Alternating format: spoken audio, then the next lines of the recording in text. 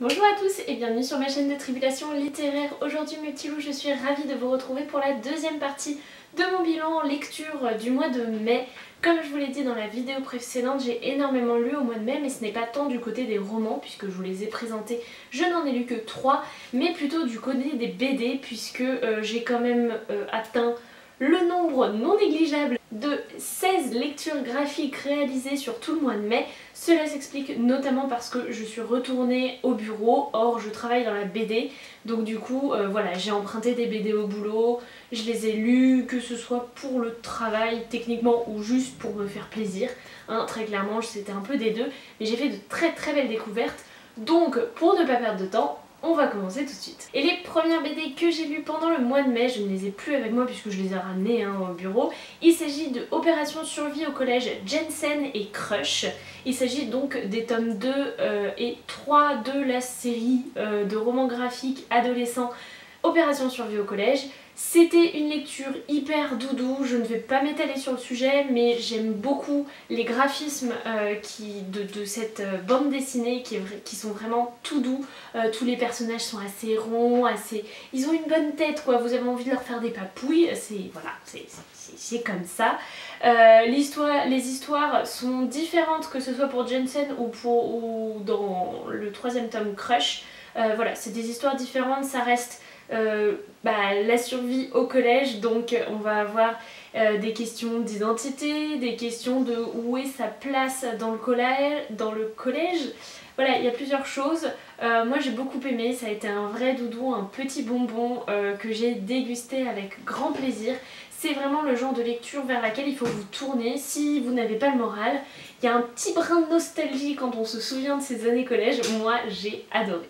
Dans la même veine, ensuite j'ai lu Wonder Pony où une jeune fille est arrivée en internat au collège, donc dans un collège qu'elle ne connaît pas, et elle va découvrir un petit poney qui va lui donner des pouvoirs de poney, donc elle va devenir Wonder Pony pour sauver les gens du collège.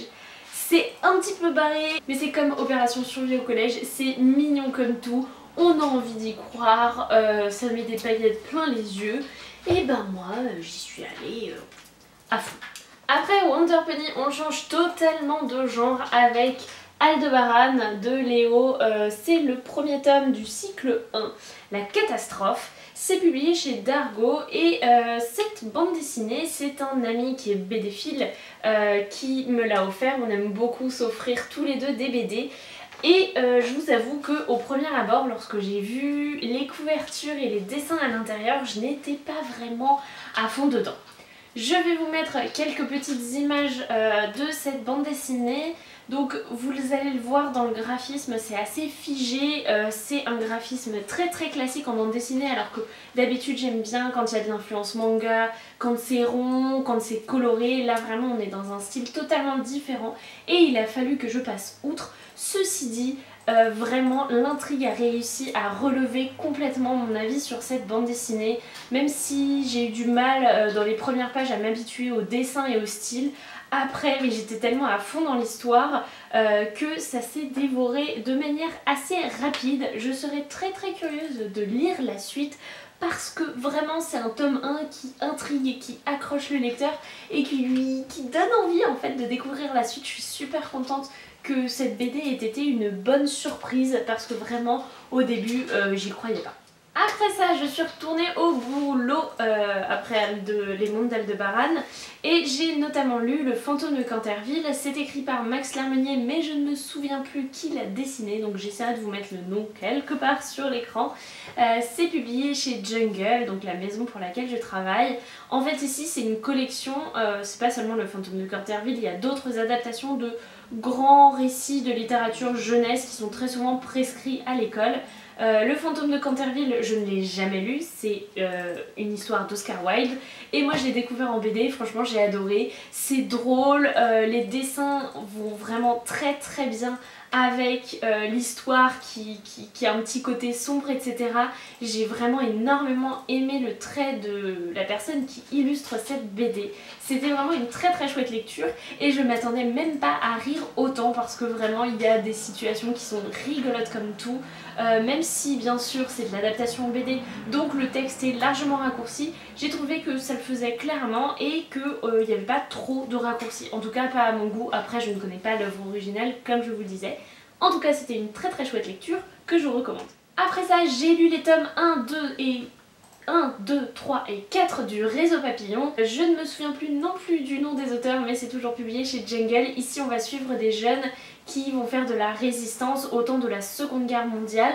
Après ils sont assez jeunes mais ça donne un bel aperçu de ce qu'était la guerre quand on était enfant à l'époque et aussi ce qu'était la résistance parce que même si cette BD se cible tout d'abord la jeunesse, elle va pas édulcorer ce qui se passait, elle n'édulcore pas la torture, la prison, les meurtres. Vraiment j'ai été très très étonnée du ton qui est pour la jeunesse mais qui ne veut pas non plus oublier des pans de l'histoire et de ce que c'était qu'être résistant à l'époque. J'ai trouvé ça vraiment super bien fait parce que c'est quelque chose qu'il ne faut pas oublier et quand on a l'âge d'aborder la Seconde Guerre mondiale, on a aussi l'âge d'aborder toutes les tragédies et les horreurs qui se sont passées à cette époque. J'ai trouvé ça absolument passionnant et vraiment j'ai été très très surprise et dans le bon sens du terme par cette bande dessinée. J'aime beaucoup le style graphique, vous verrez, je vous ai mis normalement les couvertures quelque part, parce que pareil je les ai ramenés au bureau, mais vraiment j'ai beaucoup aimé les dessins, j'ai beaucoup aimé le ton, la manière dont c'est raconté et j'ai été surprise parce qu'il y a de très nombreux rebondissements au fil des 4 tomes. Après c'est une série qui n'est pas terminée et l'an prochain normalement sortira le tome 5. Après ça, petite pépite que j'ai découvert pareil au bureau, il s'agit de Fils de sorcière, écrit par Max Lermenier et dessiné par Steven Dont ou Stedo. C'est une adaptation d'un texte de Pierre Bottero que vous connaissez sans doute parce que Pierre Bottero, voilà, il est très très connu. Moi je n'avais jamais lu Fils de sorcière, c'est l'histoire d'un petit garçon qui est fils de sorcière sauf que la magie ne se transmet que de mère en fille et puis malheureusement un jour sa famille, sa mère, ses tantes et sa sœur va même risquer de le croiser, elles vont se retrouver face à un buveur de magie qui va les laisser sans magie et donc du coup sous la forme de poupées. Bref, il va se mettre en quête de les sauver et j'ai trouvé ça absolument génial. Dans le trait, c'est fin, c'est mignon comme tout. Vraiment, Stedo a un style de dessin que j'apprécie énormément. C'est magnifique, je suis vraiment dégoûtée de ne pas avoir la BD avec moi pour vous la montrer, mais déjà dans l'illustration de couverture que je vous ai mis sur l'écran, vous avez un très bel aperçu de ce qu'il est capable de faire. Ensuite dans l'histoire, eh bien c'est du Pierre Bottero, hein, même si c'est adapté, d'ailleurs c'est très bien adapté, tout comme le Fantôme de Canterville, je trouve qu'il n'y a pas vraiment de moment où on se demande mais qu'est-ce qui s'est passé entre temps. Au contraire c'est hyper fluide, vraiment Max Lermenier a fait un excellent travail de scénarisation et d'adaptation du roman. Moi j'ai été à fond dedans, bon même si on sait que c'est un récit pour la jeunesse etc, on se doute un petit peu de la fin, mais j'ai trouvé ça vraiment très chouette, ça m'a rappelé tout ce que j'aime chez Pierre Bottero, vraiment le rendu est excellent et je vous conseille très très vivement cette petite lecture. Ensuite, je me suis lancée dans Bergère guerrière, le tome 1 de Jonathan Garnier et Amélie Fléchet. C'est publié chez Glénat et que vous dire, je vais vous mettre des images un petit peu plus rapprochées de cette BD. J'en avais entendu que du bien et bien sûr je n'en ai pensé que du bien parce que c'est une BD absolument adorable, mais en même temps il y a une petite pointe là de choses difficiles.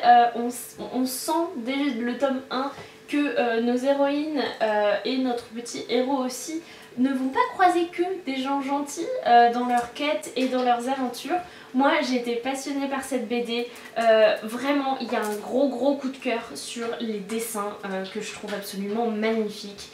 C'est tout en rondeur, c'est comme la couverture, c'est coloré, il y a une douceur, une certaine nostalgie qui se dégage de tout ça que j'ai vraiment énormément apprécié. Et je n'ai qu'une hâte, me procurer le tome 2 et le dévorer. Je sais qu'il y a seulement 3 tomes qui sont sortis pour l'instant, donc c'est pour ça que je les achète pas tout de suite parce que sinon je vais tous les lire et après je vais me retrouver à attendre bêtement le tome 4. Voilà, mais en tout cas c'est un joli coup de cœur pour cette BD que je ne peux que vous recommander si vous l'avez toujours pas lu, parce que j'ai l'impression quand même de l'avoir lu un peu après tout le monde. Après Bergère guerrière, j'ai lu une nouvelle bande dessinée de mon boulot, mais cette fois d'une autre marque. Il s'agit de Cynthia de chez Steinkiss. Pareil, impossible de me souvenir du nom des auteurs, je suis vraiment un boulet, mais vous l'aurez sur la couverture que je vous mets de toute façon. Ici c'est l'histoire d'un homme qui veut devenir femme, qui est femme en tout cas en lui-même. C'est dans une société qui est un peu la nôtre, mais un petit peu caricaturale. J'ai trouvé ça assez drôle, assez fin, bien vu par moments. On se prend des bonnes réflexions dans la figure à certains moments. C'est incisif mais pas trop, c'est très intelligent, le dessin est assez spécial, je vous préviens tout de suite, hein, c'est un style qui ne plaira pas à tout le monde, vous le voyez très certainement sur la couverture. Moi ça m'a pas du tout arrêté dans ma lecture, j'ai trouvé ça vraiment très chouette et je serais curieuse de découvrir les autres œuvres de l'auteur. Il ne me reste que 4 BD, mais bon 3 à vous présenter. La première, il s'agit de Enola Holmes. C'est une série en 6 tomes de BD que j'ai commencé donc au mois de mai. Et au mois de mai, j'ai lu le tome 1 et le tome 2. Ici, on va suivre la jeune sœur Holmes, donc petite sœur de Sherlock et Mycroft.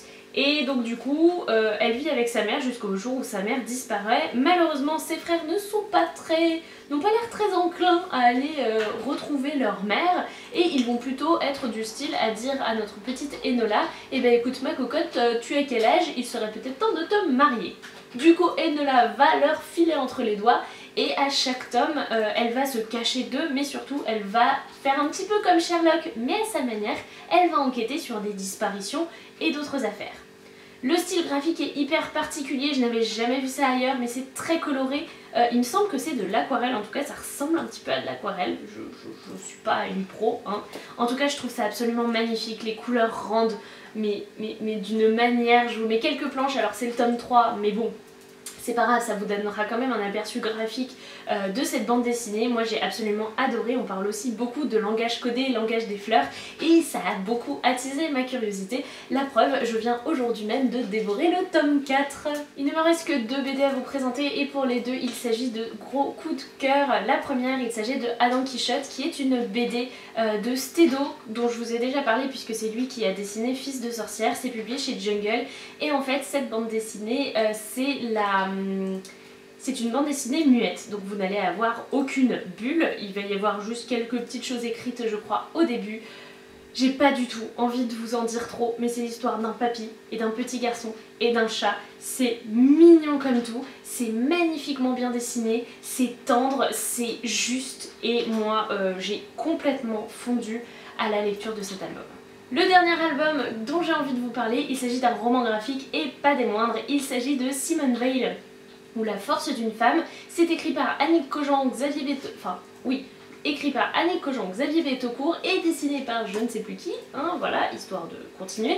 C'est publié chez Steinkiss et c'est sorti à la fin du mois de mai. En fait, c'est une BD qui va retracer entre guillemets la vie de Simone Veil, mais à travers le regard d'Annick Cogent, qui était reporter au Monde et qui l'a suivi pendant de nombreuses années.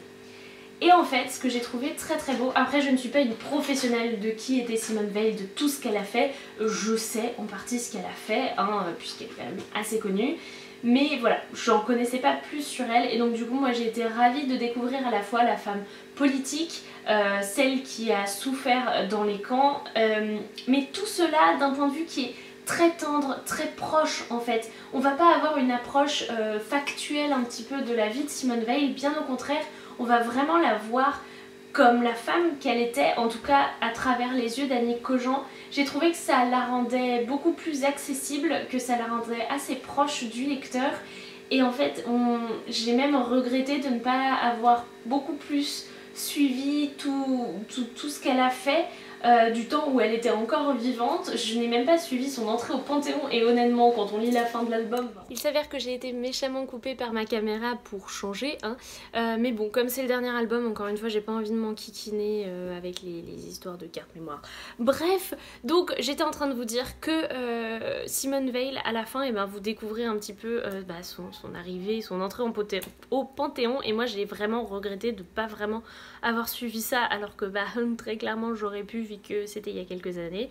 Bref, en tout cas c'est une BD que je trouve magnifique autant d'un point de vue du style graphique que de l'écriture. Comme je vous le disais, elle est très tendre, elle rapproche énormément Simone Veil du lecteur et c'est vraiment super agréable à lire. En tout cas moi ça a été un énorme coup de cœur et j'ai adoré ma lecture. Très clairement, je peux que vous le recommander. Alors si vous connaissez très bien le travail et la vie de Simone Veil, je ne sais pas si vous serez très surpris. Après c'est juste que c'est un regard un petit peu différent sur cette grande femme. En tout cas, moi qui ne connaissais que très peu de choses, j'ai été complètement subjuguée par cette BD et j'ai adoré. Sur ce mes petits lots, c'est tout pour cette vidéo, j'espère qu'elle vous aura plu. Vous voyez, j'ai quand même fait beaucoup de lectures graphiques au mois de mai. Le mois de juin, c'est un peu plus calme, hein, sachez-le tout de suite. En tout cas, j'espère vous avoir donné envie de découvrir certaines de ces BD parce que vraiment, il n'y a eu que de bonnes surprises en fait ce mois-ci au niveau des BD et je peux toutes que vous les conseiller. Après, ça dépend de ce que vous aimez ou ce que vous aimez moins. Sur ce, j'ai déjà beaucoup trop parlé et en plus là, j'ai mal au bras. Je n'ai plus qu'à vous souhaiter d'excellentes lectures et je vous dis à la semaine prochaine. Salut les petits loups!